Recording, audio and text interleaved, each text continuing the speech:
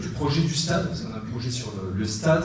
Et du coup, c'est de nous donner un petit peu, parce que le projet du stade, j'imagine tout le monde va dire, bon, on va refaire un terrain de rugby, mettre des poteaux, des choses assez basiques.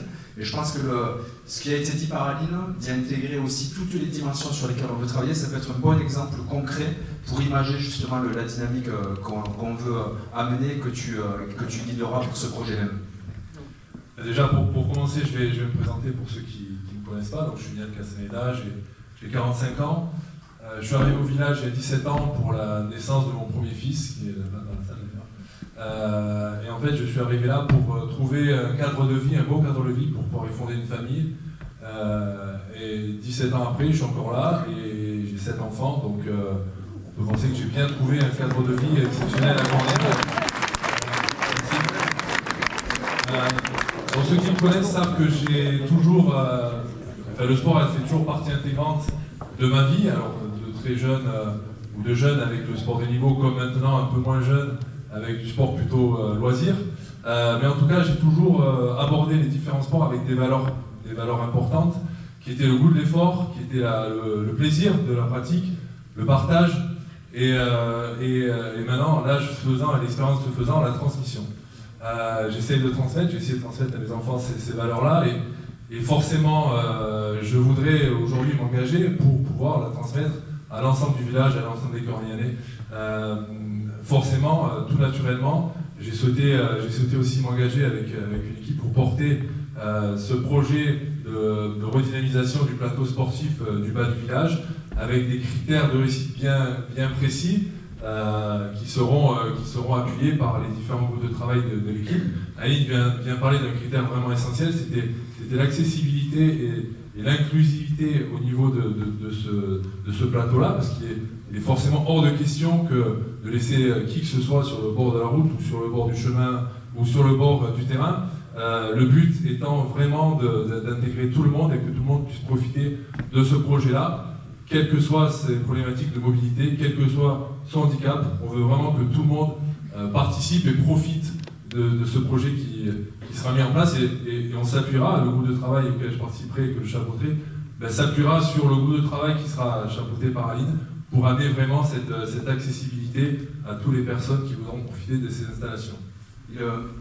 Tu parles de plateaux déjà existants, il y a déjà des pratiques. Comment on peut imaginer le travail sur ce qu'il y a déjà en place, sur les pratiques déjà en place? Est-ce que tu peux nous donner quelques éléments par rapport à cela? Oui, alors forcément, il y a déjà des associations qui utilisent ces espaces. Alors les associations qui font de l'événementiel, on a parlé tout à l'heure de la fête du cheval, qui est vraiment un événement majeur aussi dans la ville de Cornilla. Il y a des associations aussi qui pratiquent du sport sur ces plateaux-là. On a également des Cornianais qui en privé peuvent utiliser ces espaces pour leur fête d'anniversaire ou mariage. Donc il est aussi important d'aller à la rencontre de ces gens-là pour comprendre un petit peu ces attentes et essayer de répondre à ces attentes-là. Et il y a aussi une notion environnementale, puisque j'imagine un projet où on pourrait vraiment intégrer tout ce qu'on pourrait construire dans l'environnement naturel qui est déjà existant. Et pour ça, forcément, on s'appuiera sur le travail du groupe de travail justement qui va en chapeautera, et puis il a parlé de pas mal de végétalisation, en fait tout un tas de choses environnementales sur lesquelles il faudra aussi s'appuyer pour préserver ce plateau qui est aussi très vert.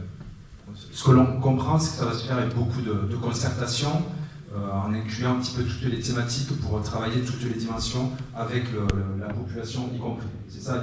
Oui, c'est ça. Forcément, une fois qu'on a dit tout ça, on peut se dire c'est très très bien, mais qu'est-ce que vous allez faire? Qu'est-ce que vous allez développer comme pratique? Qu'est-ce que vous allez développer comme activité? Alors, forcément, on a tout un tas d'idées, et j'ai tout un tas d'idées, bien entendu, et fort heureusement.